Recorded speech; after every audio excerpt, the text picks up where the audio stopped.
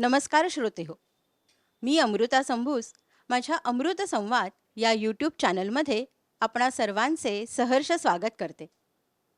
आजपासून शारदीय नवरात्राला सुरुवात झाली आहे.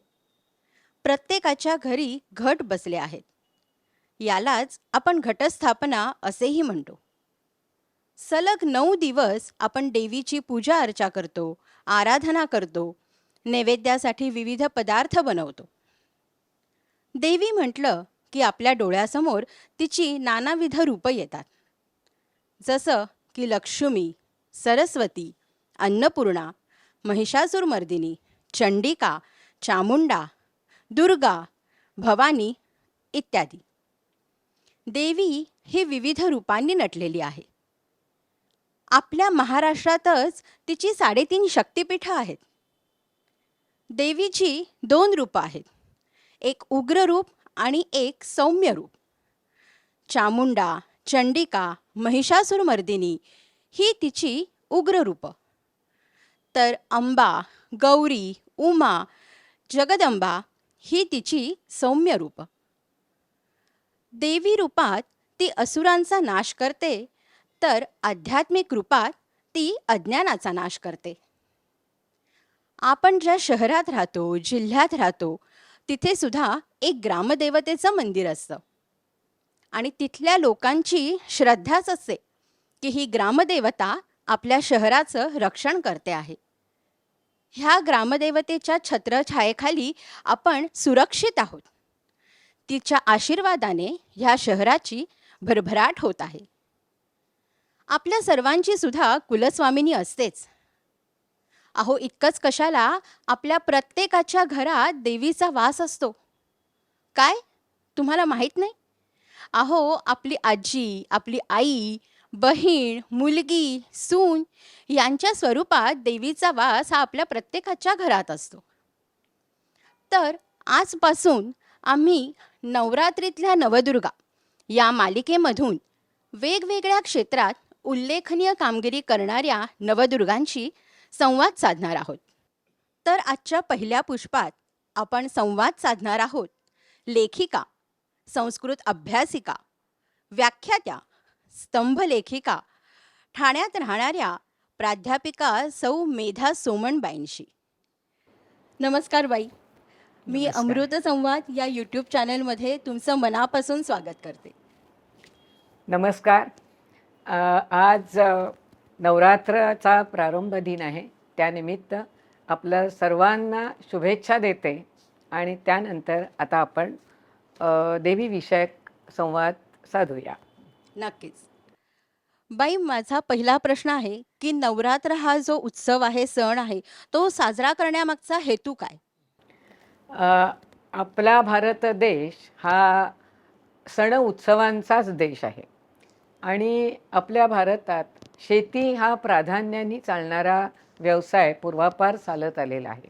आजही शेतीवर उपजीविका करणाऱ्या लोकांची संख्या जास्त आहे. त्यामुळे आपली सगळे सण जे आहेत ते शेतीवर अवलंबून असणारे असेच आहेत. बरं. आता पहिल्यांदा बघितलं आपण तर श्रावण महिना पावसाचा, त्यामुळे आपोआप उपास तापास व्रतवैकल्य त्या महिन्यात जास्त असतात. त्यानंतर येतो भाद्रपद. भाद्रपद महिन्यात धान्य उगवतं आणि त्यामुळे त्या जमिनीबद्दलची आपल्याला कृतज्ञता वाटते की जी जमीन, त्या जमिनीतनं धान्य आलेलं आहे म्हणून तयार होत असतं आणि त्यामुळे त्यावेळेला आपण मातीची पूजा करतो. म्हणून पार्थिव गणपतीची पूजा हो. किंवा हरतालिका ज्या असतात, बरोबर. सखी पार्वती त्याही हो. मातीच्या मूर्ती असतात. गौरीच्या मूर्ती असतात, ज्येष्ठा कनिष्ठा त्याही हो. बऱ्याच ठिकाणी मातीच्या असतात. बरोबर. काही ठिकाणी मग खड्याच्या, हो. भौगोलिक परिस्थितीप्रमाणे असतात, धरण्यावर बसलेल्या हो. मुखवट्याच्या. पण हे सगळं जे आहे ती मातीची पूजा असते. अच्छा. आता यानंतर अश्विन महिना आलाय, म्हणजे शरद ऋतूची आता सुरुवात झालेली आहे आणि ह्या शरद ऋतू म्हणजे संपन्नतेचा असा ऋतू. धान्य तयार झालेलं असतं, भरभराटीचा ऋतू, सुखसंपन्नता आणि त्यामुळे त्या जमिनीविषयीची कृतज्ञता व्यक्त करणं. जी जमीन निर्मिती करते, सृजन करते, त्या जमिनीविषयीची कृतज्ञता व्यक्त करणं, जी आम्हाला धान्य देते तिच्याविषयी करणं यासाठी हा नवरात्राचा उत्सव असतो. आता आपल्याला माहिती आहे की विश्वाची निर्मिती ही कशी आहे, तर शिव आणि शक्ती यांच्या मिलनामधून विश्वाची निर्मिती झालेली आहे. आणि म्हणून आपण या शक्तीला आदिशक्ती किंवा आद्याशक्ती, आदिमाया, जगज्जननी, जगदंबा, तिलाच आपण दुर्गा असंही म्हणतो. आता हिची निर्मिती, हिनी सबंध सृष्टीची निर्मिती केली आणि त्यामुळे ती आदिशक्ती म्हणून तिची पूजा करायची. आता ज्या जमिनीतून धान्य निर्मिती होते आणि ती जमीन जेव्हा अंकुरते तेव्हा ती अपत्यवती होते, म्हणजे ती नवनिर्मिती करते. म्हणून त्या नवनिर्मितीची पूजा आहे, म्हणून भूमातेची पूजा म्हणून हा की धान्य देते म्हणून.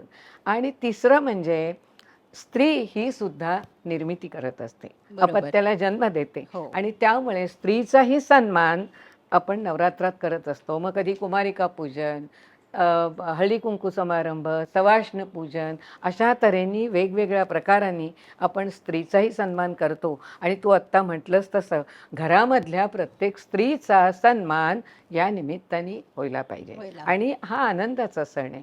सण आपल्याला आनंद देत असतात आणि म्हणून नवरात्राचा हा सण हा असा आनंदात आपण साजरा करत असतो. खूपच छान माहिती तुम्ही सांगितलीत, की म्हणजे आपण जे जमिनीशी आपलं नातं आहे, जी नाळ जुळलेली आहे, हां. तिच्याबद्दलची कृतज्ञता व्यक्त करणं हा मूळ हेतू आहे. आणि तसंच ज्या स्त्रिया आहेत समाजामध्ये त्यांचा सुद्धा सन्मान करणं, कारण त्या सुद्धा एक नवदुर्गा आहेत. त्यामुळे त्यांचाही सन्मान आहे, हा आहे. खूप नक्की आहे. महत्त्वाचा आहे. दुसरा प्रश्न असा आहे, की नवरात्र उत्सवात घटस्थापना असते, म्हणजे घट घट बसवतात किंवा बरोबर. धान्य पेरतात. हो, तर होय. त्यामागचं महत्त्व काय? हां. आता आपण म्हटलं, की जमिनीतून निर्मिती होत असते आणि म्हणून त्या निर्मितीची पूजा आणि म्हणून ती घटाची पूजा असते. आता तो घट म्हणजेच काय, त्याला कलश आपण म्हणतो. हो. आणि विशेष करून तो मातीचाच वापरायचा असतो. अच्छा. मातीचाच वापरतात. आणि मग त्या मातीच्या घटामध्ये धान्य पेरायचं असतं. म्हणून पहिल्यांदा ती जागा स्वच्छ करतात. तिथे मग रांगोळी काढायची. रांगोळी काढल्यावर एक चौरंग ठेवायचा आणि त्या चौरंगावर तो घट ठेवला जातो. त्या घटामध्ये माती घालायची आणि ती माती घातल्यावर पाणी घालायचं, एक सुपारी, आणि त्यानंतर धान्य त्या त्या भौगोलिक परिस्थितीप्रमाणे जिथे जिथे जे धान्य विपुल प्रमाणात होतं ते धान्य पेरलं जातं. आणि ते धान्य त्याच्यात बियाणं रुजवायचं म्हणून ते त्याच्यात घालायचं आणि त्यानंतर त्याची पूजा करायची असते. त्याच वेळेला मग माळा बांधल्या जातात, कारण फुलं शेवटी आहेत. त्या फुलंसुद्धा रंगाने आकर्षक, प्रसन्नता वाढवतात आणि निर्मळ पवित्र असतात. म्हणून त्या फुलं तीसुद्धा कशी वाढती. म्हणजे आज जर पहिल्या दिवशी हां. 3 फुलांची माळ असेल तर हो. उद्या 4 फुलांची, मग अच्छा. 5 फुलांची, ओके. असं वाढवत वाढवत न्यायचं. ते काय प्रतिकात्मक आहे शेवटी. बरोबर. शेवटी आपली उन्नती व्हावी, प्रगती व्हावी यासाठी ती वाढती माळ असते.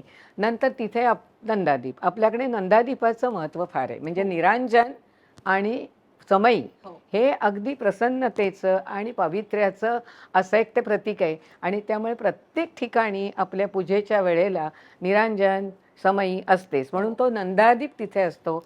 एक तर अज्ञानाचा अंधार तो नाहीसा करतो आणि वातावरण पवित्र करत असतो. म्हणून तो नंदादीप त्या ठिकाणी लावायचा. माळ असते आणि त्यानंतर ती पूजा तिथे सांगितली जाते. पूजा झाल्यानंतर मग नैवेद्य आणि त्याच वेळेला मग काही देवीची स्तोत्र आणि असं सगळं चालू असतं. ही 9 दिवसपर्यंत अशा तऱ्हेची ही पूजा चालू असते आणि ती सुद्धा सृजनाची ती पूजा आहे. पूजा आहे. हां, नवनिर्मितीची पूजा आहे. बरोबर. म्हणून ती पूजा करायची असते. पण आता जसं तुम्ही सांगितलंत, की भौगोलिक परिस्थितीनुसार आपण धान्य त्याच्यामध्ये पेरत असतो. तर मग तेव्हा धान्य पेरताना 9 वेगवेगळ्या प्रकारची धान्य पेरली जातात? 9 दिवस आहे म्हणून, का एकाच प्रकारचं धान्य? एकाच प्रकारचं. एकाच प्रकारचं धान्य आणि ते सुद्धा 9 दिवस का आता? तर 9 हा आकडा हा नवनिर्मितीचा आकडा आहे. अच्छा. 1, 2, 3, 4, 5, 6, 7, 8, 9 हो. या 9 आकड्यापर्यंत नवनिर्मिती होते. पण 10 म्हटलं की तिथे आकड्यांची पुनरावृत्ती बरोबर, होते. बरोबर. त्यामुळे 9 आकड्यापर्यंत, आणि 9 आकडा हा नवनिर्मितीचा उच्चांक आहे अच्छा. आणि म्हणून नवाला महत्त्व आहे. ओके. दुसरी गोष्ट म्हणजे जेव्हा जमिनीमध्ये धान्य पेरलं जातं त्यानंतर आपण जर बघितलं तर ते 9 साधारण 5-6 दिवसांनी ते साधारण अंकुराला लागतं, पण 9व्या दिवशी त्याची रोपं आपल्याला जमिनीच्या बाहेर आलेली दिसतात. अच्छा. आता त्यावेळेला खरं म्हणजे हां. भूमी हां. ही माता बनलेली असते, हो. ती अपत्यवती होते, कारण तिने ते अंकुर आलेले असतात बरोबर. म्हणून. आणि त्या अपत्यवती अशा त्या भूमीची आपण पूजा करत करतो. असतो. आणि तिसरी गोष्ट म्हणजे मनुष्य प्राण्याच्या बाबतीत आपण बघतो की गर्भ राहिल्यानंतर, स्त्रीला गर्भ राहिल्यानंतर 9 महिने 9 दिवसांनी अपत्यप्राप्ती होत असते, मुलाचा जन्म होत असतो आणि म्हणून नवाला महत्त्व आहे. आता नवरात्री असं आपण ह्याला म्हणतो. तर रात्री का नवदिवस नाही म्हणत, नवरात्री, हो, कारण बरोबर. रात्रीच्या गर्भात असे उद्याचा उषक काल असं काल. म्हणतो ना आपण. बरोबर. त्यामुळे जो उषक काल, जी प्रगती आपली होणार आहे, जी उन्नती होणार, ती त्या रात्रीच्या नंतर आपली होणार आहे. आणि म्हणून त्या नवरात्री, त्या सुद्धा सलग नवरात्री, नाही तर ह्या महिन्यातल्या 2 त्या महिन्यातल्या हो, 2 असं नाही. अशा नाहीत, सलग नवरात्री असा तो आपण 9 दिवस नवरात्रीचा उत्सव खूप आनंदाने आपल्याकडे करत असतो. बरोबर. बाई, अजून एक असा प्रश्न आहे की आदिशक्ती आहेत, जसं हो. की महालक्ष्मी, महासरस्वती, तर ह्यांच्याबद्दल तुम्ही जरा सविस्तर माहिती सांगाल का? नक्की, नक्की सांगते. हे मनामध्ये बराचसा गोंधळ असतो अनेकांच्या. ही आदिशक्ती म्हणजे मगाशी मी म्हटलं, की ह्या विश्वाची निर्मिती ही शिव आणि शक्ती हो. यांच्या मिलनातून झालेली आहे. बरोबर. त्यामुळे ही आदिशक्ती म्हणजे हां. ही खरी पार्वती. आणि ही आदिशक्ती, हिलाच आपण आद्याशक्ती म्हणतो, हिलाच आदी जननी म्हणतो, जगज्जननी, जगदंबा, आणि तिलाच आपण दुर्गा म्हणतो, कारण तिने दुर्ग राक्षसाचा नाश केलेला आहे म्हणून तिला दुर्गा म्हणतो. आणि आता हीच मग ही जी आदिमाया पण. हां, आदिमाया. आता ही कशी आहे तर त्रिगुणात्मक आहे. सत्व, रज, तम या गुणांनी युक्त अशी ही आदिशक्ती आहे. आणि त्यामुळे सत्वगुणांनी युक्त असलेली अशी ती महासरस्वती असं आपण म्हणतो. त्यानंतर रजोगुणांनी युक्त असलेली ती महालक्ष्मी, आणि तमोगुणांनी युक्त असलेली आक्रमक प्रवृत्तीची अशी ती महाकाली. आता हे 3 जे आहेत, महाकाली, महालक्ष्मी आणि महासरस्वती, वेळोवेळी ह्या सगळी आदिशक्ती एकच, पण तिची विविध रूपं, आणि तिने वेळोवेळी वेगवेगळ्या राक्षसांचं हनन केलेलं आहे. म्हणजे महाकाली आपण म्हणतो ती चंडिका, चामुंडा, कारण तिने चंड आणि मुंड राक्षसांना मारलेलं आहे आणि त्यामुळे तिला चंडिका, चामुंडा, महाकाली असं म्हणतो.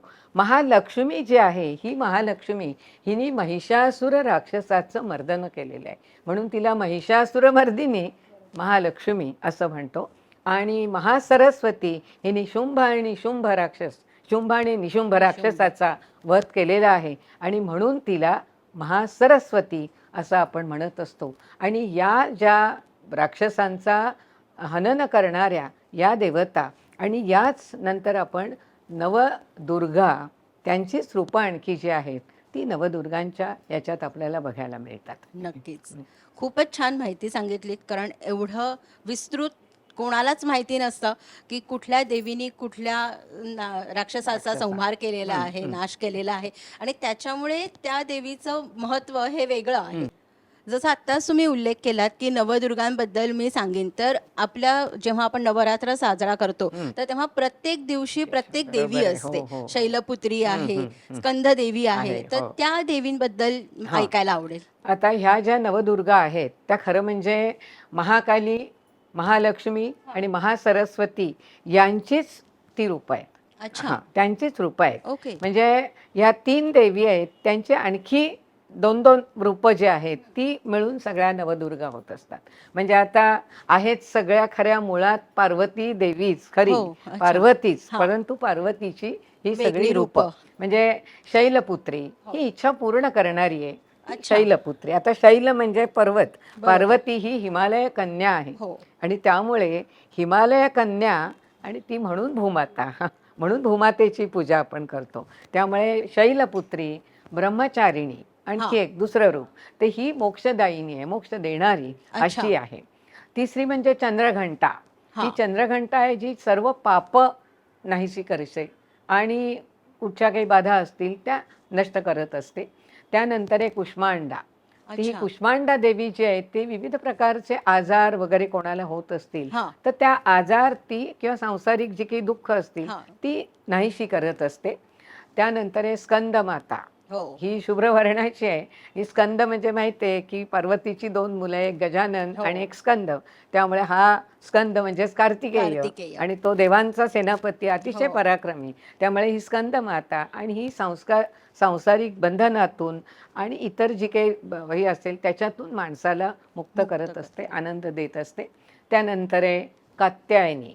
तर अच्छा. कात्यायनी ही चतुर्विध जे पुरुषार्थ आहे, धर्म, हो. अर्थ, काम, मोक्ष यांची प्राप्ती हां, ही कात्यायनी आपल्याला करून देत असते. आणखी एक कालरात्री. हां. आणि ही कालरात्री म्हणजे ही शुभंकरी आहे आणि अच्छा. शुभ असं फल देणारी. आणि महागौरी. ते गौरी आपल्याला माहितीच आहे. गौरी हे परत पार्वत म्हणजे सगळ्या आहेत त्या पार्वतीचीच रूपं, आदिशक्तीचीच रूपं. ही सुद्धा अ, अ, महागौरी ही आक्रमक अशी आहे आणि ती दुष्टांचा नाश करणारी अशी आहे. आणि त्यानंतरचे सिद्धिदात्री. ही सिद्धिदात्री आहे ती अष्टसिद्धी प्राप्त करून देते. अशा ह्या नवदुर्गा. आणि ह्या नवदुर्गा जरी आत्ता आपण ह्या आदिशक्तीची रूपं बघितली हो. तर प्रत्येक स्त्रीमध्ये या नवदुर्गांचा काहीतरी अंश असतोच. बरोबर. आणि त्यामुळे आता ह्या नवीन काळामध्ये आपण बघतो की विविध क्षेत्रात काहीतरी कर्तृत्व गाजवणाऱ्या अशा ज्या कोणी असतात त्या स्त्रियांचे नवरात्रीच्या निमित्ताने नेहमीच सन्मान केले जात असतात बरोबर. आणि त्यांना नवदुर्गा म्हणून संबोधलं जात असतं. तर अशा ह्या नवदुर्गांचं हे महत्त्व आपल्याला लक्षात येईल. बरोबर. नवरात्रामध्ये देवीची उपासना करताना वेगवेगळी स्तोत्र पठण आपण होय, करतो. होय, होय. पण त्यामध्ये श्रीसूक्त जे आहे त्यालाच सर्वात जास्त महत्त्व का आहे? हं. देवीची उपासना करत असताना अ, अनेक अशी स्तोत्र आहेत देवीबद्दलची लिहिलेली. म्हणजे श्रीसूक्त आहे ते अगदी म्हणजे ऋग्वेदामध्ये, यजुर्वेदामध्ये प्रत्येक म्हणजे ते आहे. इतक्या जुन्या काळामध्ये हे स्तोत्र लिहिलं गेलेलं आहे. त्यानंतर सप्तशतीचा पाठ आहे. हो. तेही स्तोत्र 700 श्लोकांचं ते आहे. 13 अच्छा. अध्याय असलेलं असं. त्यानंतर आद्य शंकराचार्यांनी अन्नपूर्णा स्तोत्र लिहिलेलं आहे. पार्वतीवरच आहे ते. त्यानंतर भवानी अष्टक आहे, देवी कवच आहे. खूप काही स्तोत्र देवीवरची आरत्या पण आहेत, त्या आपण नंतर बघू. पण स्तोत्र अशी पुष्कळ आहेत. श्री सूक्ताबद्दलचा विशेष म्हणजे श्री म्हणजे आपण म्हणतो लक्ष्मी, हो. पण श्री म्हणजे ऐश्वर्य, श्री म्हणजे सौंदर्य, श्री म्हणजे संपत्ती, श्री म्हणजे समृद्धी, श्री म्हणजे कांती आणि श्री म्हणजे मांगल्य. श्री म्हणजे लक्ष्मी. हे स्त्रीचं अनेक रूपं आणि त्याच्यातून त्यानंतर स्त्री म्हणजे लक्ष्मी असं मानलं जायला लागलं. आता ही स्त्री सूक्तामध्ये जे वर्णन केलेलं आहे ते वर्णन आहे ते भूमातेचं वर्णन आहे. मग मी अच्छा. सुरुवातीला म्हटलं हो. की आपली संस्कृती ही शेतीप्रधान संस्कृती आहे अगदी. आणि त्यामुळे भारतीय संस्कृतीमध्ये सगळं जे काही आहे ना ते शेतीला अवलंबून किंवा शेतीवर आधारित असं सगळं वर्णन आणि सण साजरे केले जातात. ही जी आपल्याला श्री सूक्तामध्ये जे वर्णन आहे ते त्या भूमी देवतेचं वर्णन आहे. आणि ही भूमी देवता लक्ष्मीच्या रूपात आहे. ती मला प्रसन्न व्हावी असं या भक्तांना वाटतंय. आणि हे भक्तांचं सांगणं ते जे ऋषी आनंद, कर्दम, चिखलीत आणि इंदिरासुत अशा 4 ऋषींनी ते लिहिलेलं आहे. अच्छा. आणि ते ऋषी म्हणजे इतक्या कळवळीने किंवा तळमळीने आर्ततेने. सांगतायत की भक्तांना असं वाटतं हां. की हे देवी तू आमच्या घरी राहा. आता ओके. हे सांगत असताना जातवेद असं म्हणून त्यांनी आता आपण जे दूत म्हणतो ना अँबॅसॅडर, हो. तसा हा जातवेद हा दूत आहे. जातवेद याचा अर्थ अग्नी. अच्छा. पूर्वीच्या काळापासून अशी एक सगळ्यांचा समज अजूनही आहे की देवता कुठे राहतात तर आकाशात. आकाशात. आता आकाशापर्यंत आपण पोचू शकत नाही. बरोबर. मग आपल्या ज्या प्रार्थना आहेत या प्रार्थना त्यांच्यापर्यंत कशा पोचणार, हो. म्हणून अग्नीच्या साह्याने त्या पोचतील म्हणून मग ते यज्ञ पण केले जायचे बरोबर. किंवा अग्नी प्रज्वलित करायचा हां. आणि मग हवन करायचं. तो अग्नी जो आहे तेव्हा ते मंत्र म्हणायचे की आपल्या इच्छा ज्या आहेत त्या इच्छा व्यक्त करायच्या. तर तसं ह्या जातवेदला हे सगळे ऋषी सांगतायत की जी लक्ष्मी आहे ती आमच्याकडे राहू दे. मग ती आमच्याकडे राहण्यासाठी म्हणून हां. ते सतत ती लक्ष्मी कशी आहे, तर ती धान्य लक्ष्मी आहे. आणि हे धान्य तयार होण्यासाठी म्हणून हे जातवेद आणि मग तामे आव जातवेद लक्ष्मीम अनपगामिनी. आता सांगतायत सुद्धा की अनपगामिनी लक्ष्मी ही मला प्रसन्न होऊ दे. आता अनपगामिनी म्हणजे काय, तर गम गच्छती हां. म्हणजे जाणे, हो. अपधिक गम अपगच्छती म्हणजे दूर जाणे अच्छा. आणि न अपगच्छती म्हणजे दूर न दूर न जाणे. जाणे. कधीही मग दूर न हां, जाणे. म्हणजे मग अनपगामिनी लक्ष्मी म्हणजे कशी, कधीही दूर न जाणारी, म्हणजे ती माझ्या घरी राहू दे, राहू दे. ती कुठेही दूर जाऊ नये असा त्याच्यात तो अर्थ येतोय. आणि म्हणून ते एका शब्दात वर्णन करतात की हां. ताम्ये आव जातवेद लक्ष्मीम अनपगामिनी. ती अनपगामिनी लक्ष्मी माझ्या घरात स्थिर राहू दे. राहू दे. आता हे करण्यासाठी म्हणून ते सांगतात की मी शेतामध्ये खूप काही मी मेहनत करेन आणि पूर्वीच्या काळापासून मेहनत करण्याची प्रवृत्ती होतीच. तर ते कर्दम हे आणखी हे करतायत की जातवेद कर्दमेन प्रजाभूता मयी संभव कर्दम.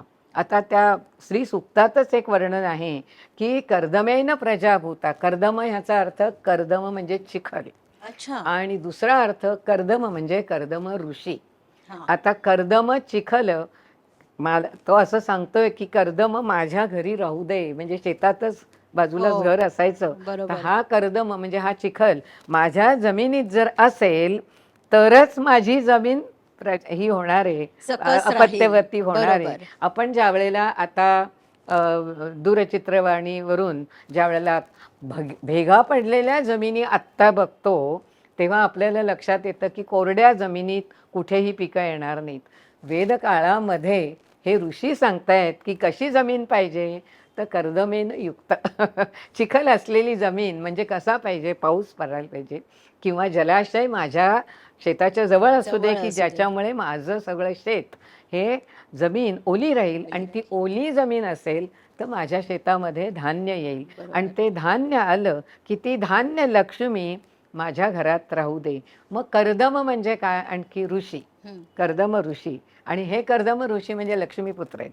आणि त्यामुळे मुलगा जर माझ्या घरी राहिला तर आपोआप त्याची त्याची आई आई त्याच्या सुद्धा. पाठोपाठ येईल आणि म्हणून लक्ष्मी माझ्या घरात वास्तव्याला येईल. म्हणून कर्दमा तू माझ्या घरी राहा वास्तव्याला, असं हे भक्त त्या काळात सांगतायत. आजही आपण ज्यावेळेला अशी जी भेगा पडलेली जमीन हो. बघितली ना की त्या काळामधल्या ह्या ऋषींचं भक्तासाठी किती तळमळीने ते सांगतायत की जमीन कशी पाहिजे तर ओली. आणि मग ही लक्ष्मी घरात आली ती कशी आहे, तर इतकी समृद्धता त्यानंतर घरात येते.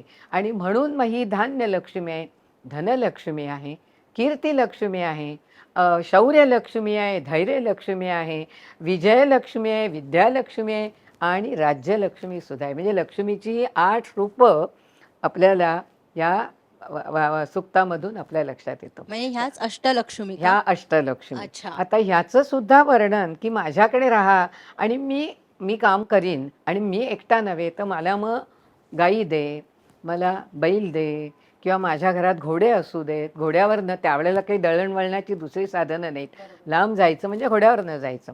आणि मला सहाय्यक दे. आता हे सहाय्यक कशासाठी, तर एक तर सेवक मदतीसाठी आणि दुसरं म्हणजे माणसं जवळ जी पाहिजेत ती चांगली माणसं. म्हणजे किती, आणि ते सांगतायत की केवळ मलाच नको बरोबर. तर ही सगळी कशी पाहिजेत, तर आरोग्यदायक पुष्ट अच्छा. हो. हे सगळे जे पाहिजेत, हो. घोडे, बरोबर. बैल, गाई किंवा माझे सेवक हे सगळे व्यवस्थित आरोग्यवान हवे. असतील, निरोगी असं मला दे. उच्च संस्कृती त्या काळात कशी होती त्याचं एक दर्शन या श्री सुक्तातून आपल्याला होत असतं. आणि समाधानी वृत्तीने आम्ही राहू. आमचं राष्ट्र हे खूप समृद्ध असं आहे आणि त्या समृद्ध राष्ट्रातला मी एक आहे काय म्हणायचं त्याला, एक राष्ट्रामधला मी नागरिक एक आहे. जीव आहे हां, मी. एक ते ह्या नागरिक म्हणून मी माझा देशसुद्धा त्यामुळे समृद्ध होईल ही इच्छा या ठिकाणी व्यक्त केलेली आहे.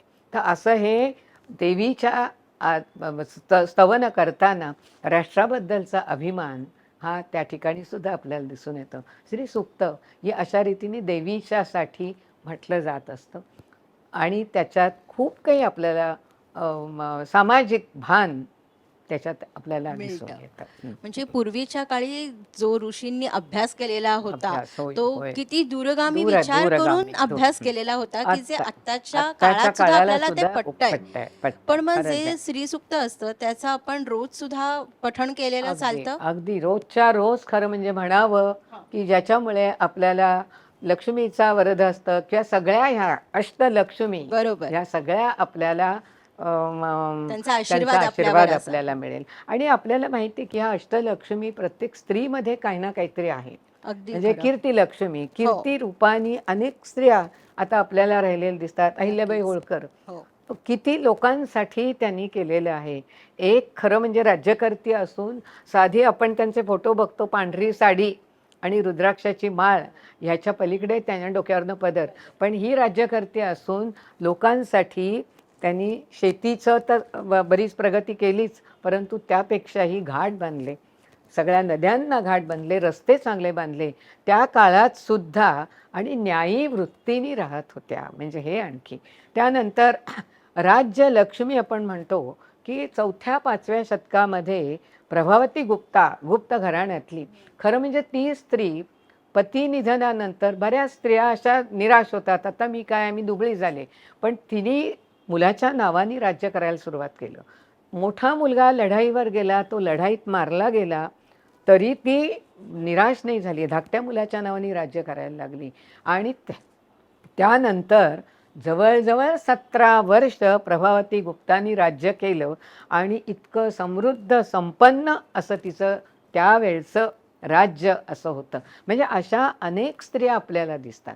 आत्ताच्या काळामध्ये सुद्धा कितीतरी विद्यालक्ष्मी आता म्हणजे हो. एवढ्या दुर्गाबाई भागवतांसारख्या, अगदी खरं. सुषमा स्वराजसारख्या, म्हणजे ह्या सगळ्या जणी खरोखर इतकं त्यांच्याकडे ज्ञान आणि चतुरस्त्रता सगळे आपल्याला दिसून येते. तर अशा स्त्रिया ह्या लक्ष्मीच्या रूपानेच आपल्याला दिसून येतात. आणि ह्यांच्याकडून जेवढं आपल्याला वेचता यावं, ते टिपता यावं, आपल्याला म्हणजे नक्की टिपकासारखं नक्की नेहमी नक्की तुम्ही अगदी राहायला हवं. हो नक्की ह्या सगळ्यांच्याकडून आपल्याला विविध प्रकारांनी आपल्याला त्यांचे गुण घेता येत असतात. अगदी खरं. नवरात्रामध्ये अजून आपण ऐकतो की दुर्गा सप्तशती, हं. बऱ्याच देवळांमध्ये हो. दुर्गा सप्तशतीचे पाठ असतात. होत असतात. तर होय, होय. दुर्गा सप्तशतीच्या पाठाची माहिती आजच्या तरुण पिढीला व्हावी असं तुम्हाला का वाटतं? मला नेहमीच असं वाटतं की दुर्गा सप्तशतीबद्दल तरुणांच्या मनामध्ये गैरसमज आहेत. अच्छा. आणि ते काय म्हणजे देवीचं स्तोत्र वाचायचं म्हणजे ते आई वडिलांनी म्हणा किंवा आजी हां. आजोबांच्याकडे ते सगळे तरुण मुलांना विचारलं की दुर्गा सप्तशती म्हणजे काय रे, हां. तर ते लगेच नाही नाही ते आजी आजोबांना माहिती आहे, ते आजी पाठ वाचते आणि अच्छा. मग तो प्रसाद देते, तो मी खातो, बाकी मला काही माहिती नाही, अशी उत्तरं तरुण मुलं मुली देतात. पण मला असं नेहमीच वाटतं की दुर्गा सप्तशतीचा पाठ हे एक आध्यात्मिक आहे म्हणून तुम्ही ते देवाचं स्तोत्र म्हणून श्रद्धेने वाचा, बरोबर. परंतु त्यानंतर एकदा केव्हा तरी त्याचा अभ्यास म्हणून तुम्ही ते वाचावं. आणि त्याच्यामध्ये असलेलं व्यवस्थापन शास्त्र, हां. ते व्यवस्थापन शास्त्र आपल्याला दिसून येतं. ओके. दुसरी गोष्ट म्हणजे दुर्गा देवी ही हो. कोण आहे, हं. तर ज्या वेळेला देव निष्प्रभ झाले, राक्षस आणि देव, सुर आणि असुर म्हणा, देव आणि दानव म्हणा, ही युद्ध सारखी चालू आहे, आता सुद्धा आहेच की. अगदी आत्ताच्या खरं. काळात सुद्धा देवदानव युद्ध चालू आहेच फक्त ना. ते वेगळ्या वेगळ्या स्वरूपात आहे. स्वरूपात आहे पण आहेच ना. त्या काळामधलं वर्णन केलं जात असतं. आणि देव निष्प्रभ झाले आणि राक्षस नेहमीच बलाढ्य होतात, तर तसे ते सगळे झाल्यावर आता ह्या राक्षसांना काहीतरी त्यांच्यावर नियंत्रण ठेवायला पाहिजे किंवा त्यांचं हनन करायला पाहिजे, म्हणून सगळ्या देवांनी एकत्रितपणे आपल्यात असलेली जी काही ताकद, आपली शस्त्र म्हणा किंवा ती सगळी एका शक्तीकडे दिली आणि अच्छा. त्या शक्तीकडे ती सगळी म्हणजे इंद्रानी त्याचं शस्त्र दिलं, शिवानी दिलं, विष्णूंनी दिलं, हां. प्रत्येकाने आपली आपली शस्त्र आणि आपली ताकद त्या देवीला दिल्या, त्या शक्तीला हां. दिल्यानंतर ती शक्ती इतकी तिच्याकडे ऊर्जा आली आणि इतकी काही ताकद आली की ती राक्षसांचं हनन करण्यासाठी निघाली. हां. आणि तिने शब्द दिला की मी राक्षसांचं हनन करीन आणि सामान्य मानवाच्या कल्याणासाठी मी झटेन. आता हे म्हटल्यानंतर ती युद्धाला तयार झाली, युद्ध करायला लागली आणि एकच तिने 9 दिवसपर्यंत युद्ध केलेलं आहे. तिला हो. आपण दुर्गा म्हणतो. बरोबर. आता तिने पहिल्यांदा चंडमुंड राक्षसांना मारलेलं आहे हां. आणि चंडमुंड राक्षसांना मारलं, पण ते युद्ध होत असताना सुद्धा किती तिला मेहनत पडलेली आहे हो. त्याचं वर्णन हां. ह्या सप्तशती पाठामध्ये केलेलं आहे. अच्छा. आता ते करत असताना तिच्यावर अनेक संकटं आली, पण त्या संकटांनी ती खचली नाही. तिला अनेक प्रलोभनं दाखवली गेली की तू युद्ध कशाला करतेस, हां. त्यापेक्षा आमच्याकडे ये, तुला गाद्या गिरद्यांवर तू लोळशील, अच्छा. तुला आम्ही दागदागिन्यांनी मढवू, तुला पंचपक्वान्नांचं जेवण मिळेल, असं तू असुरांनी आमच्याकडे सांगितलं. ये, असुरांनी सांगितलं. पण त्या कुठच्याही प्रलोभनाला ती बळी पडली नाही. मग तिला शेवटी धाक दाखवले की तू नाही आलीस तर तुझे केस ओढत आम्ही आमच्या स्वामीकडे तुला घेऊन जाऊ. अरे बापरे! तरी ती म्हणाली की तुम्हाला आहे ना असं वाटतंय ना, हां. मग तुम्ही माझ्यासमोर युद्धच करा ना. अच्छा. आणि मी पण केलेलं आहे हां. की जो कोणी मला युद्धात जिंकेल त्याच्याशी मी विवाह करेन. त्यामुळे तुम्ही या युद्धाला आपण युद्ध करूया. आणि त्याप्रमाणे ती युद्ध करत होती. तिने पहिला चंडमुंड राक्षसांना मारलं, त्याने आणखी दुसरी कुमक पाठवली. ही सुद्धा त्या संबंध सप्तशती पाठामध्ये आधी कमी कमी प्रमाणात सैन्य आणि कमी प्रमाणात काय म्हणायचं ताकद असलेले असे राक्षस, त्यानंतर आणखी बलाढ्य, आता त्यानंतर तिच्याकडे आला लढाई करायला तो महिषासूर. त्या महिषासुराला मारताना सुद्धा तिला खरोखर इतकी तिची ताकद पणाला लागलेली होती, पण ती कुठेही खचली नाही. खचली नाही. एक ध्येय की याला मारायचं आहे. आता याला मारायचं आहे म्हणजे किती का त्रास होईना ती घामाघूम झाली, रात्रंदिवस ती युद्ध करत होती. बापरे! आणि त्यानंतर तिने महिषासुराला मारलं. त्यानंतर परत आणखी पुढे दुसरे आले, ते आले शुंभ आणि निशुंभ. निशुंभ. परत ती शुंभ निशुंभ आल्यानंतर त्यांच्याकडनं निरोप आला की तू कशाला इतकी दमलेस आणि इतकी तू आता घायाळ झालेली आहेस, तू कशाला युद्ध करतेस, त्यापेक्षा आमच्याकडे ये, हं. अगदी तू छान राहशील, अच्छा. तुला कसल्याही तऱ्हेचा काही त्रास नाही, खाणं पिणं आणि अगदी गाद्या गिद्यांवर लोळणं, अगदी दागिन्यांनी तू मढून जाशील, तू ये. तर तेव्हा ती सांगते नाही, मी शब्द दिलेला आहे की मानव जातीच्या कल्याणासाठी मी युद्ध लढीन. करीन आणि बरोबर. असुरांचा नाश नाश करीन. करीन. त्यामुळे तुम्हाला जर वाटतंय तुम्ही या माझ्याशी युद्ध करा आणि युद्धात जर मी पराभूत झाले तर मी तुमच्याशी लग्न करीन. ह्याप्रमाणे ती युद्ध करत राहते. खूप काही तिला त्रास होते, घायाळ होते, पण तिला सगळ्या त्या नवदुर्गा, अष्टमातृका सगळ्या मदतीला सतत येत असतात आणि त्यातनं ती युद्ध करते. मग शुंभ निशुंभ दोघांनाही मारते आणि ते झाल्यानंतर मग मात्र ती विजयी होते. ती अच्छा. विजयी झाली तेव्हा मात्र सगळ्या देवांनी पुष्पवृष्टी तिच्यावर केली. आता हे जे आपल्याला दुर्गा देवीचं ही जी कथा या सप्तशती पाठात दिसते, यातून तरुण पिढीने काय घ्यायला पाहिजे, तर एक म्हणजे आधी मी मगाशीच म्हटलं की या स्तोत्रामध्ये असलेलं व्यवस्थापन शास्त्र हो. ते तरुण पिढीने शिकायला पाहिजे, जाणून घ्यायला पाहिजे. दुसरी गोष्ट म्हणजे तिला अनेक प्रलोभनं दाखवली गेली, पण त्या प्रलोभनाला कुठेही ती भुलली नाही. तिचं ध्येय काय होतं, तर असुरांना मारणं. आणि तेवढं करण्यासाठी जास्तीत जास्त मेहनत तिने केलेली आहे, रात्रंदिवस मेहनत आहे. सगळी ताकद अनेक पणाला लावली. अनेक संकटं आली पण कुठेही खचली नाही. म्हणजे आता तिच्याकडनं काय घ्यायचं तरुण मुलांनी, तर कुठेही प्रलोभनाला बळी पडायचं नाही. आज अनेक तरुण मुली प्रलोभनाला बळी पडतात आणि नको त्या माणसांच्या संगतीत जातात आणि स्वतःचा विनाश स्वतः करून घेतात. त्यांनी हे दुर्गा स्तोत्र वाचावं, दुर्गा सप्तशतीचा पाठ वाचावा आणि कशी ती लढत होती, ती लढाई आपल्याला तशी असुरांची करायला पाहिजे. दुसरी आणखी म्हणजे तिच्या मदतीला सगळे आले. बरोबर. म्हणजे निष्प्रभता जरी असली हो. देवांच्यात, तरी देवांनी जे काही ताकद त्यांच्यात होती ती सगळी शस्त्र तिला दिली. दिलेली होती. आणि अशा रीतीने सगळ्यांनी मदत केली तर अशा तऱ्हेचं कोणतंही संकट हे परतवून लावता येतं. हे त्या दुर्गेच्या आपल्याला दुर्गा सप्तशतीच्या पाठावरनं कळून येतं. आणि म्हणून आज सुद्धा तरुणांना, तरुण मुलींना विशेषतः किंवा तरुण मुलंसुद्धा लिव्ह इन रिलेशनशिप हा जो एक नवं फॅड आपल्याकडे येत आहे, तर त्याबद्दल सुद्धा लक्षात ठेवायला पाहिजे की देवीचं स्तोत्र हे वाचत असताना तिची जी आहे तिने नीती, चारित्र्य, पावित्र्य कुठेही ढळू दिलेलं नाही. ते अगदी खरं. नीती, चारित्र्य, पावित्र्य हे आपल्या संस्कृतीचं जे आपण मूल्य समजतो ते जाणून घ्यायचं आणि त्याप्रमाणे आचरण हे प्रत्येक तरुणांनी करायला पाहिजे. हा तो सप्तशती पाठाचा खरा म्हणजे एक गाभा आहे. हां, हे जाणून घ्यायला पाहिजे. आणि म्हणजे आपणच आपली लक्ष्मण रेषा आखून हां, घ्यायची. आपण आणि बरोबर मला आहे. वाटतं आणि जर का आपण सप्तशतीचा पाठ रोज जरी मुलींनी वाचला अगदी, अगदी. तरी हो. आपल्याभोवती एक कवच कवच. तयार होतं बरं देवीचं. एवढं वाचायला वेळ नसेल तर जाणून घ्या आणि आचरण तसं करावं. बरोबर. आचरण तसं करावं. कारण एवढं मोठं ते आहे की हां. ते वाचायला वेळ लागतो. हां. तर ते कधीतरी वाचायला हरकत नाहीये पण. आणि देवीचं आहे म्हणून श्रद्धेने वाचावं, परंतु एक अभ्यास करून त्याचा बरोबर. सामाजिक भान त्याच्यामध्ये कसं आहे तेही आपल्याला त्याच्यातून दिसून येतं. नक्कीच.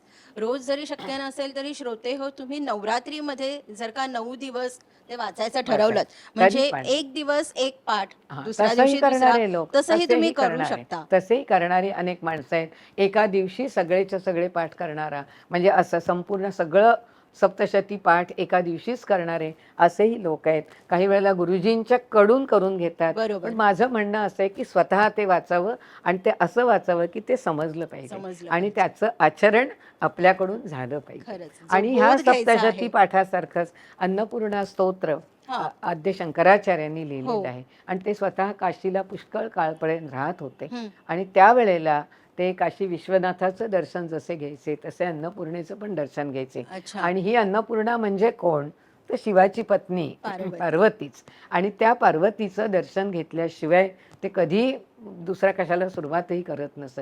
तर ज्ञान, भक्ती आणि वैराग्य याची भिक्षा त्यांनी त्या अन्नपूर्णा देवीकडे मागितलेली आहे. मला वाटतं तेही अन्नपूर्णेचं स्तोत्र पण आहे. स्तोत्र, हो. अन्नपूर्णे सदापूर्णे हो, हो. शंकर बरोबर आहे, प्राणवल्लभे. बरोबर आहे. ते अगदी स्तोत्र अगदी. आहे. ते स्तोत्र आणि तेही खूप त्याच्यामध्ये आद्य शंकराचार्यांनी भवानी अष्टक आहे. ते अच्छा. भवानी अष्टक सुद्धा आत्मपरीक्षण प्रत्येकाने करावं. मी कसा हां. आहे बरोबर. आणि मी कसा आहे आणि आता माझ्यात काय सुधारणा व्हायला पाहिजे ते त्या भवानी अष्टकात अत्यंत करुण अशा अवस्थेमध्ये त्यांनी ते आणि आमचे काय दोष आहेत हो. स्वतःमध्ये ते आहेत असं दाखवून त्यांनी ते समाजातले त्या काळचे दोष ते आत्ताही तेच आहेत दोष. आणि म्हणून मुद्दाम ते भवानी अष्टक सुद्धा असं नीट समजून घेऊन लोकांनी वाचलं म्हणजे पाहिजे. लोकांना वाटतं की हे खूप म्हणजे कर्मकांड आहे. नाही, पण कर्मकांड नाही. ते आत्ताच्या आत्ताच्या जमान्यात समाजाने सुद्धा सुद्धा जाणून घेऊन आपल्यातले दोष, कारण शेवटी कोणत्याही दैवताची आराधना करत असताना त्या दैवताकडून त्यांचे गुण आपल्यात म्हणजे आपल्या आचरणात आणणं आणणं. हे खरं म्हणजे महत्त्वाचं असतं. अगदी खरं. नवरात्रामध्ये आरत्यांना खूप महत्त्व आहे. तर आपण देवीची जी दुर्गे दुर्गट भारी ती आरती तर आहेच आणि अश्विन शुद्ध पक्षी अंबा ही आरती आहे. तर अजून अशा देवीच्या कोणत्या आरत्या आहेत का? देवीच्या आरत्या पुष्कळ आहेत. आपण दुर्गे दुर्घटभारी तुझं विणे संसारी ही तर नेहमीच म्हणतो. आणि उदे ग अंबे उदे ही जी आहे अश्विन शुद्ध पक्षी अंबा बैसली सिंहासनी ही अश्विन महिन्यात 9 दिवसपर्यंत म्हणत असतो. तर या आरत्या आहेतच. पण त्याच्या व्यतिरिक्त सुद्धा महालक्ष्मीची आरती आहे. जय देवी जय महालक्ष्मी वससी व्यापक रूपे तू सूक्ष्म रूपी वगैरे अशा तऱ्हेची महालक्ष्मीची आरती आहे. योगिनी देवीची आरती आहे. अच्छा. म्हणजे अशा आता अन्नपूर्णा देवीची मी सांगितलं, भवानी अष्टक सांगितलं, म्हणजे अशा पुष्कळ आरत्या आहेत. ह्या आरत्या आपण करतो, ह्या श्रद्धेने करत असतो. आपलं जे दैवत आहे त्या दैवताबद्दलचा आदर, त्या दैवताबद्दलची निष्ठा आणि त्या दैवताबद्दल असलेली भक्ती ही व्यक्त करण्यासाठी, आणि ती आर्ततेने म्हटली पाहिजे, प्रेमाने म्हटली बरोबर. गेली म्हणून ती पाहिजे, आरती. आदराने म्हटली गेली पाहिजे. पण आपलं काय होतं, माईक घ्यायचा आणि असं त्या आज झालंय असं की इतक्या मोठ्या मोठ्याने कर्कश आवाजात अशा आरत्या म्हटल्या जातात.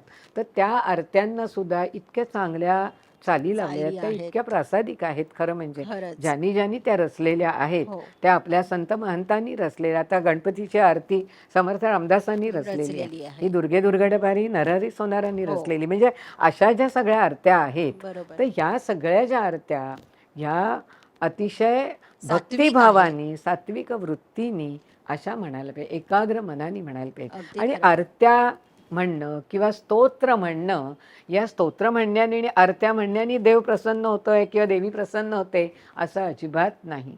पण ह्या आरत्या म्हणून किंवा ही स्तोत्र म्हणून एक जे आत्मबल वाढतं, ते आत्मबल वाढल्यामुळे किंवा मनोबल वाढतं, हे मनोबल वाढतं, आत्मविश्वास निर्माण होतो, आणि याच्यामुळे आपण जे काम हातात घेतो ते खूप खात्रीने आता आपण यश मिळवणार असं म्हणून ते करतो. त्याच्यात प्रचंड अशी मेहनत करतो, एकाग्र मनाने करतो, आणि त्याच्यात आपल्याला यश मिळतं.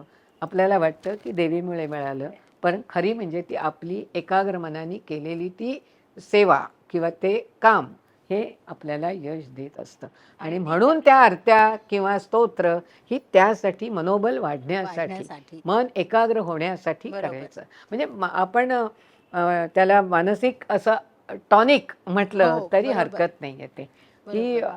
मानसशास्त्रज्ञ सांगतात नाही का, तसंच हे एक आहे, हे औषधच आहे मनावरचं. म्हणजे बाकीच्या गोळ्या घेण्यापेक्षा हां, तुम्ही हे देवाची मनावरचं स्तोत्र म्हणा. आणि स्तोत्र म्हणून एक मन एकदा निर्भय झालं ना, निर्भय झालं. की निर्भय मनाने आपण आपलं काम कोणतंही करू खरंय. शकतो. म्हणजे जे आपलं मन चंचल असतं चंचल ते मन स्थिर ते स्थिर होतं, होण्याकरता मन स्थिर होतं, ह्या आणि खूप स्थिर उपयोगी मन आहेत. हे इतकं काम त्यानंतर चांगलं करतं खरंच. की आपोआप त्याच्यामध्ये यश मिळायलाच लागतं. आणि मग साहजिकच आपल्याला वाटतं की आपली जी सेवा हां, आहे ती ती देवीच्या देवीच्या चरणी रुजू रुजू झालेली आहे झाली. हं. आणि तिने तोही विश्वास आशीर्वाद वाटतो. दिलेला आहे. नक्कीच.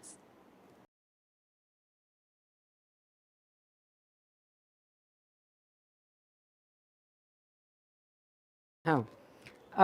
नवरात्र हा उत्सव हा सामाजिक उत्सव आणि धार्मिक पण आहे, पण त्याला आता सांस्कृतिक सामाजिक रूप जास्त प्राप्त झालेलं आहे. कारण आपण बघतो की नवरात्रामध्ये अ, भोंडला आहे, गरबा आहे. त्या भोंडल्या गरब्याच्या निमित्ताने सगळेजण एकत्र येतात. भोंडल्याला मुली बायका एकत्र येतात, पण गरबा म्हटलं की स्त्री पुरुष एकत्र येऊन आणि नाच करणं, डान्स करणं हे सुद्धा असं आहे की आपल्या व्यथा, चिंता, काळजा आपण विसरून जातो आणि आनंद आपल्याला मिळत असतो. आणि त्यामुळे आपण भोंडला, गरबा, हळदी-कुंकू. आता हळदी-कुंकू पूर्वीच्या काळात का व्हायची, तर स्त्रिया कुठे घराबाहेर जातच नव्हत्या. शिक्षण कमी असायचं, नोकरी नाहीच, आणि त्यामुळे आता अशा स्त्रियांना कुठेतरी सामाजिक एक काहीतरी एकत्र येण्याची काहीतरी निमित्त पाहिजे. आणि म्हणून मग ते श्रावण, भाद्रपद, अश्विन या महिन्यात जे सण, त्या सणाच्या निमित्ताने अशी हळदी-कुंकू व्हायची. तसं नवरात्रीच्या निमित्ताने हळदी-कुंकू, आणि स्त्रीचा सन्मान आहेच, कारण ती अपत्यवती आहे, आणि त्यामुळे तिचा सन्मान हे आणखी एक कारण. आणि त्यामुळे स्त्रिया त्या निमित्ताने एकत्र येतात. ते गेट टुगेदर म्हटलं तरी चालेल, पण ते हळदी-कुंकू समारंभ हाही एक सामाजिक आता सगळ्यांना एकत्र घेऊन केला जातो. आपल्याकडे काही धार्मिक या बाबतीतही होतात. गोंधळ असतो. जोगवा. हां, जोगवा, देवीचा जोगवा, देवीचा जागर. जागर, आणि या संबंधात सुद्धा अशी देवीला प्रसन्न करण्यासाठी ती हे जागर केला जात असतो. गोंधळ जो असतो तो गोंधळी येतो, आणि ती काही त्यांची रचना असेल त्याप्रमाणे ती देवीच्या सगळ्या मांडतो, आणि त्यानंतर तो ते त्याप्रमाणे ती संबळावरती वाजवून. तो संबळावर वाजवत असतो, आणि ते म्हणत असतात देवीला प्रसन्न करण्यासाठी, विशेषतः कुलदेवतेला. आणि हो. मग कुलदेवतेला प्रसन्न करण्यासाठी म्हणून ते म्हटलं जात असतं. बरोबर. आता मगाशी मी तुला म्हटलं की ही सगळी कुलदेवता असू दे, ग्रामदेवता असू दे, चामुंडा असू दे, चंडिका असू दे, महाकाली असू दे, किंवा आणखी कोणत्याही देवी असू दे, अंबाबाई असू दे, हो. महालक्ष्मी असू दे, सगळ्या ज्या आहेत त्या शेवटी आदिशक्तीची पार्वतीचीच पार्वतीची ती रूपं. रूपं आहेत आणि त्यामुळे कोणत्याही देवीला नमस्कार केला तरी तो त्या आदिशक्तीलाच पोचत असतो. ही भावना प्रत्येकाने आपल्या मनामध्ये ठेवायला ठेवायला. पाहिजे. जसा आणि आपला नमस्कार केशवम प्रति हां, गच्छती, बरोबर आहे. तसा तसंच सगळे नमस्कार केले तरी तो शेवटी त्या देवीला, त्या आदिशक्तीला, आद्याशक्तीलाच जाऊन मिळत मिळतो. असतो. आता आणखी एक आता तू म्हणालीस, की आर्थिक हो, आर्थिक उलाढाल सणांच्या निमित्ताने खूप होत असते आणि म्हणून सण पाहिजेत. बरोबर. कोणताही सण म्हटला ना, की आता बघ नुसतं आता नवरात्र म्हटलं, हो, तरी नवरात्रात फुलं विकणारा असतो, हो. पानं विकणारा आहे किंवा तोरणं विकतायत म्हणून त्यांचा आता देवीला ओटीचं नैवेद्य सामान आहे. दाखवायचा. हां, ओटीचं सामान हां, बरोबर. देवीला नैवेद्य हो. दाखवायचं आहे म्हणून मग काही पदार्थ करणाऱ्या काही स्त्रिया असतात किंवा बरोबर. पुरुष हो, म्हणजे त्यांना त्या वेगवेगळ्या प्रकारांनी करत असतात आणि त्यांचे पदार्थ संपत असतात. मग कोणी लाडू चिवडा करतंय, कोणी हो. आणखी काय हळदी कुंकवाला द्यायचं आहे ना, मग चला या पदार्थ करून द्या. बरोबर. म्हणजे असे असतात. आपण वेगवेगळ्या वस्तू भेट देतो अगदी. म्हणून कलाकुसरीच्या वस्तूंना महत्त्व आहे खरंय. आणि एकमेकांना आपण म्हणजे सण आहे म्हणून आता अमुकाच्या ह्याच्या आहे तर चला नवीन काहीतरी कपडे घेतले जात असतात. आता तर आपल्याकडे रंगाविषयीचं एक अगदीच. खूप छान एक ही सुरू झालेली आहे हो. प्रथा आणि ती खरंच चांगली आहे. म्हणजे त्याच्यात धार्मिक काहीही नाही. नाही. पण एक राष्ट्रीयत्वाची भावना, बरोबर. एका समाजामध्ये आपण राहतो हो. म्हणून निर्भयतेची भावना आणि आपण सगळे एक आहोत ही भावना निर्माण होते. म्हणजे बरोबर. सहज बघ तू हो. की आज एक जर समजा आपण केशरी रंगाचं घातलेलं आहे तर समोर जर आपल्या दुसरी बाई आली की ती लगेच आपल्याकडे बघून हसते. हो. माझा पण आहे हा तसाच तसाच रंगाचं हो, घातलंय. अगदी. म्हणजे मला आठवतंय हां, की गेल्याच वर्षीची गोष्ट हां, रंगाचं की मी हिरवी साडी नेसून निघालेली होती हां, आणि बाहेर अशी रस्त्याच्या पर्यंत पण आले नाही. तोच हां, एक बाई मला आणि खरी कष्टकरी बाई होती खरी हां, ती म्हणजे काम करणारी अशी.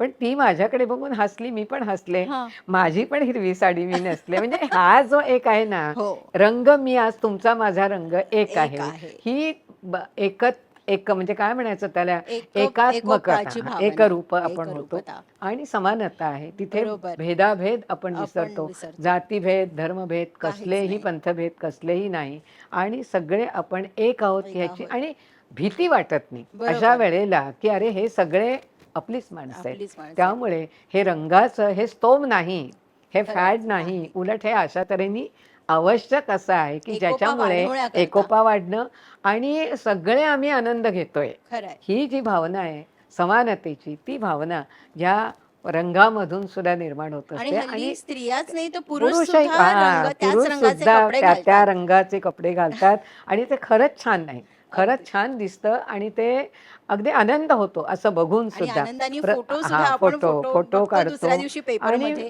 म्हणजे भीती मनातली नाहीशी निघून होते. जाते. हा जो आहे ना, हे खूप छान आहे म्हणजे बरोबर. या सणाच्या निमित्ताने. आर्थिक उलाढाल तर खूप मोठी चालते. म्हणजे दागदागिने घेतले जातात, हो. नवे-नवे कपडे घेतले जातात आणि त्यामुळे हे सगळं जे आहे ना, हे ह्या निमित्ताने होत असतं आणि म्हणून असे सण हे आवश्यक आहेत. मग तो केवळ नवरात्रच असं नव्हे, आपला श्रावण महिना असतो, हो. गणपती असतात, नवरात्र आहे, दिवाळी आहे. दिवाळी आहे. तर अशा सगळ्या सणांना ही अशी आर्थिक उलाढाल ही आपली होतच असते आणि ती खूप नक्कीच. चांगलं आहे. सगळ्यांना त्यामुळे काम मिळतं, सगळ्या हातानं काम मिळतं. बरोबर. आता तुम्ही जसं म्हणालात की धार्मिक आणि आर्थिक उलाढाल पण होते. तर आर्थिक उलाढाल म्हणजे मला तर वाटतं की आपले जे प्रत्येक सण आहेत हिंदू संस्कृतीमधले, ते प्रत्येक सण गोरगरिबांना सुद्धा उद्योग देऊन जातात. अर्थार्जनाचं एक साधन त्यांना साधन मिळतं. देतात. त्यामुळे तेही सण आनंदी उत्सव हे असतात, अगदीच आनंदी महत्त्वाचे असतात. हो. आहेत. हं. आम्हाला सगळ्यांनाच एक प्रश्न असा पडतो की आपण लक्ष्मीची पूजा करतो, लक्ष्मीबद्दल खूप काही आपण ऐकतो, पण अलक्ष्मी सुद्धा आहे आणि जिची आपण दिवाळीमध्ये पूजा करतो, म्हणजे सुरुवातीला आपण झाडूची पूजा करतो, कुंच्याची. तर मग त्याचं महत्त्व काय? अलक्ष्मीचं काय महत्त्व आहे? अ, आपल्याकडे समुद्र मंथन जे झालं, तर त्या समुद्र मंथनातून 14 रत्न बाहेर आली. हो. तर त्याच्यात पहिल्यांदा आली ती अलक्ष्मी आली हां, आणि मग अलक्ष्मीने विचारलं, "मी कुठे राहू?" हां.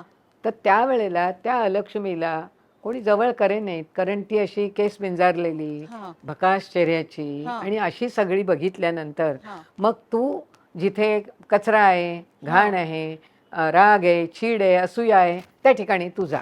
अशा अच्छा. तऱ्हेने तिला सांगितलं गेलं. हां, त्यानंतर मग लक्ष्मी ह्याच्यातनं 14 रत्न जी आली त्याच्यातनं लक्ष्मी पण आली. आता ही लक्ष्मी म्हणजे अलक्ष्मीची धाकटी बहीण. अच्छा. हां. आता आपल्याकडे काय आहे, हां, की दिवाळीच्या ह्याच्यात एक असं अलक्ष्मी निस्सारण हां, असा एक लिहिलेलं असतं पंचांगामध्ये. हां. आता अलक्ष्मी निस्सारण म्हणजे काय? तर अलक्ष्मी म्हणजे काय? तर थोडक्यात अलक्ष्मी म्हणजे केवळ फक्त दारिद्र्य नाही, हं, तर घाण, हं. रोग किंवा अ, काम, क्रोध, लोभ, मोह, मद, मत्सर हे सगळे षड्विकार, हो. हिंसा हां, आणि असे जे म्हणजे थोडक्यात सगळं आळस, बरोबर. अंधश्रद्धा ह्या सगळे जे दुर्गुण आहेत ना, हां. हे दुर्गुण म्हणजे अलक्ष्मी. अच्छा. आणि त्यामुळे आपल्याकडे पद्धत आहे हं. की दिवाळीच्या सणाच्या आधी हो, आपण सगळं घर स्वच्छ करतो. हो. का? तर ती अलक्ष्मी आहे. ती आधी अलक्ष्मी. आता घरातला कचरा हा जो आहे हा बाहेर टाकून द्यायचा. बरोबर. नको असलेल्या वस्तू टाकून टाकून द्यायच्या, नको द्यायच्या. त्या, म्हणून त्या एकदा ह्या करायच्या. तर अशा रीतीने ती अलक्ष्मी ही बाहेर जावी म्हणून ते असतं. आणि मग अशा वेळेला आपल्याकडे झाडूची पूजा केली जाते, कारण अच्छा. अलक्ष्मीचं वाहन आहे गाढव आणि अच्छा. तिच्या हातात काय शस्त्र? तर झाडू. झाडू आहे. ओके. म्हणून पहिल्यांदा आपल्याकडे म्हणजे मला माझ्या लहानपणचं पण आठवत आहे हां. की घरी केरसुणी आणली 12 महिने केव्हाही, तरी हो. पहिल्यांदा केरसुणी देवापुढे ठेवायची, अगदी. त्याला हळद कुंकू व्हायचं हो. आणि मग झाडण्यासाठी तिचा उपयोग करायचा. बरोबर. आणि आई सांगायची, हां लगेच झाडायला निघायचं, आधी देवापुढे ठेवा हो. आणि देवापुढे ठेवायचं, त्याला हळद कुंकू व्हायचं, नमस्कार करायचा आणि मग ते वापरायला सुरुवात करायचं. बरोबर. तर ती अलक्ष्मीचं ते शस्त्र आहे. हां. तर ती त्याच्यानीच आपण ती अलक्ष्मी घराच्या बाहेर काढायची काढतो. आणि मग त्यानंतर लक्ष्मीची आराधना करायची, मग लक्ष्मीला घरात बोलवायची. हां, आता ह्या लक्ष्मीला काय आवडतं? हां, तर ही लक्ष्मी कुठे राहते? हां. तर प्रयत्ने लक्ष्मी वसती. अच्छा. श्रमे लक्ष्मी प्रतिवसती. आपल्याला माहिती आहे की श्रमामध्ये लक्ष्मी राहते. हो. उद्योग ज्या ठिकाणी आहे त्या हं. उद्योगाच्या ठिकाणी लक्ष्मी वास करते. थोडक्यात काय, आळस जिथे असेल त्या ठिकाणी लक्ष्मी राहणार नाही. म्हणून प्रत्येकाने काय करायला पाहिजे? तर मेहनती व्हायला पाहिजे, कष्ट करायला पाहिजेत. आणि म्हणजे जर आपल्याला लक्ष्मी प्रसन्न व्हायला पाहिजे असेल तर रात्रंदिवस मेहनत, आणि ती मेहनत सुद्धा कशी? प्रामाणिक मेहनत. कोणालाही फसवायचं नाही. मगाशी श्री सुक्तातलं मी सांगितलं हो. की देवघेवीचे व्यवहार जे असतील ते सुद्धा समाधानाने व्हायला पाहिजेत. की कोणीतरी वस्तू विकतंय, मग त्याला रागावून चिडून त्यांनी ती द्यायची, काहीतरी कमी करायची गिऱ्हाईकानी आणि मग ती घ्यायची. त्याच्यापेक्षा 2-4 आणे, 2-4 रुपये कमी करण्यापेक्षा काय तो सांगतोय त्या वस्तूची किंमत द्यावी, समाधानाने ती घरात आणावी, हा खरा व्यवहार व्हायला पाहिजे. पण आपण ते विसरून जातो. मोठ्या दुकानात गेलं, त्यांनी सांगितलं ह्याची किंमत 50,000 आहे. तिथे आपण विचारत पण नाही की काय तुम्ही काही कन्सेशन देणार का किंवा काही याच्यावर आहे का काही सूट. पण भाजी विक्रेता असेल तर तो जर म्हणाला 60 रुपये किलो, तर आपण म्हणतो काय रे 60 रुपये का, जरा कमी कर ना. कशाला म्हणायचं आपण? म्हणजे तो म्हणतोय तर 60 रुपये किलो द्यायला काय झालं? पण आपण तिथे काहीतरी घासाघीस घालतो. वेदामध्ये जे सांगितलेलं आहे ना श्री सुक्ताच्या बाबतीत, ते हेच आहे की आपण कुठेही अशा तऱ्हेचं भांडणं करून आपण वस्तू घ्यायची नाही. म्हणजे ती अलक्ष्मी कुठे असते? तर अशी भांडणात असते. राग, द्वेष, मत्सर, असूया यामध्ये अलक्ष्मी आहे. आणि म्हणून त्या अलक्ष्मीला बाहेर घालवायची, मनातून आधी बाहेर घालवायची, घरातून बाहेर घालवायची आणि लक्ष्मीची स्थापना म्हणजे समाधान, सात्विकता, पावित्र्य, चारित्र्य, मांगल्य याची स्थापना घरात करायची. आपल्या मनात आधी, मग घरात. खूप छान सांगितलं. जसं म्हणतात, की "अलसस्य कुतो विद्या, अविद्यास्य कुतो धनम्, अधनस्य अधनस्य कुतो कुतो मित्रम, मित्रम्, अमित्रस्य तस्य कुतः कुतः सुखम. सुखम्." म्हणजे सुख जर आपल्याला पाहिजे असेल कळलं. तर आपला आळस पहिला झटकून द्यायचा. झटकून द्यायला पाहिजे, मेहनत करायला पाहिजे. आणि बरोबर. प्रत्येक ह्याच्यात आपण बघतो, कलाकार असू दे, खेळाडू असू दे, संशोधक असू दे, एखादी गृहिणी असू दे किंवा काम करणारा सेवक असू दे, अभ्यास करणारा असेल, प्रत्येकाला मेहनत केल्याशिवाय यश मिळत मिळत नाही. नाही. आणि केवळ पैसा म्हणजे नव्हे, ते जे यश असतं तो विजय असतो तो. हो. आणि ती विजय लक्ष्मी आपल्याला जर अगदी प्राप्त खरं. करायची आहे, तर त्याच्यासाठी मेहनत ही हवीच आहे. तर असं हे स्त्रीसूक्तातलं आणि देवीचं खरं म्हणजे महात्म्य तेच आहे. देवी आता ह्या सणापासून जर का आपल्याला काही शिकायचं असेल, हं. तर ही आदिशक्ती म्हणजे पार्वती आहे. ही पार्वती म्हणजे हिमालयाची कन्या. हिमालय आणि तिच्या आईचं नाव मेना. म्हणजे हां. वडील हिमालय हां. आणि आई मेना. आणि अच्छा. अशी तिने शिवाच्या प्राप्तीसाठी हो. किती कष्ट केले, खूप. किती तपश्चर्या केली. आता ती तपश्चर्या म्हणजे तिने केलेली मेहनत. मेहनत. म्हणजे या आदिशक्तीपासून काय घ्यायचं, तर कडी मेहनत जी आपण म्हणतो ना, प्रचंड मेहनत, ती सुद्धा एकाग्र मनाने करणं. ती अतिशय खंबीर आहे. तिच्यावर इतक्या आपत्ती आल्या खरं म्हणजे. एकटी राहत होती वनामध्ये, मग तिची सखी तिच्याबरोबर आली, म्हणून त्या दोघी जणी तिथे त्या वनामध्ये राहत होत्या. सखी म्हणजे किती पार्वती सखी अंबिके. आपण म्हणतो, हां, तर ती सखी तिची मैत्रीण, तिच्याबरोबर तिची पण आपण पूजा करतो. हो. आणि आपले पूर्वज किंवा आपले जे कोणी संत महंत आणि आचार्य, त्यांनी सुद्धा किती मन मोठं आहे की केवळ पार्वतीची पूजा नाही, आपण ज्या वेळेला करतो पूजा सखी आणि पार्वती हरताळकेला हो. अशी पूजा करतो. गौरी आणतो त्याचा ज्येष्ठा कनिष्ठा म्हणतो. ती कनिष्ठा म्हणजे तिची मैत्रीण आहे, ती खरी म्हणजे ती सखी आहे. आणि त्यामुळे त्या दोघींची पूजा आपण करतो, पार्वतीची आणि तिच्या मैत्रिणीची. म्हणजे फ्रेंडशिप डे साजरा करण्यापेक्षा हे जे खरंच. मैत्रीचं फार मोठं महत्त्व हो. आपल्या सणामधून हे असं दिसतं. सांगितलेलं असतं. या नवरात्र उत्सवातून काय शिकावं आणि आता शारदीय नवरात्र चालू आहे, तर तुम्ही महिलांना काय संदेश द्याल? पार्वतीचीच सगळे आहेत रूप आदिशक्तीची.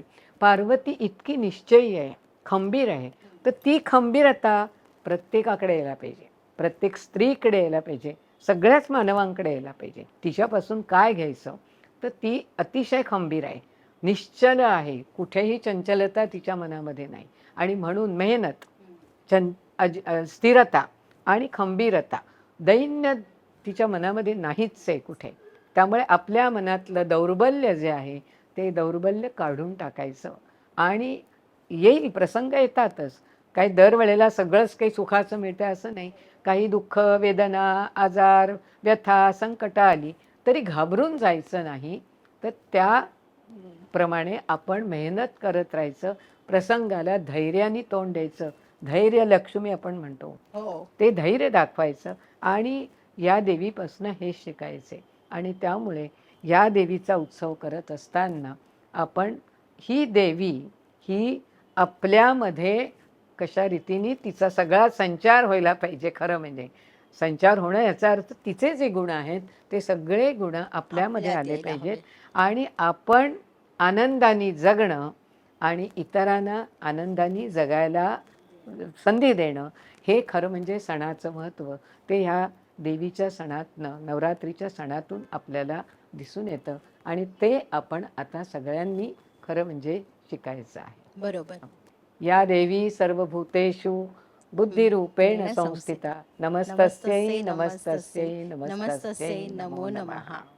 नमो देव्यै महादेव्यै शिवायै सततं नमः. नमः प्रकृतिभद्रायै नियतः प्रणतः सर्वमंगलमांगल्ये शिवे सर्वार्थसाधिके शरण्ये त्र्यंबके गौरी नारायणी नमोस्तुते. श्रोते हो, आत्ताच सोमणबाईंनी आपल्याला नवरात्र उत्सवाची सखोल माहिती दिली आणि ह्या उत्सवामधनं आपण काय शिकावं. देवीमध्ये जे गुण आहे ते आपल्यामध्ये येण्याकरता, तो सात्विक भाव आपल्यामध्ये येण्याकरता, निर्णय क्षमता येण्याकरता आणि निर्भयतेने कोणतंही काम हे पूर्णत्वास येण्याकरता आपण काय करायला पाहिजे हे त्यांनी आपल्याला सांगितलं.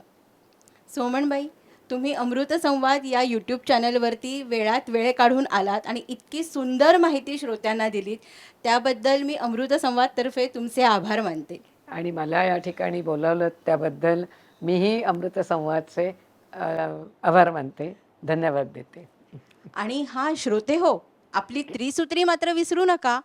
कोणती? लाईक, शेअर आणि सबस्क्राईब. आणि कोणाला करायचं?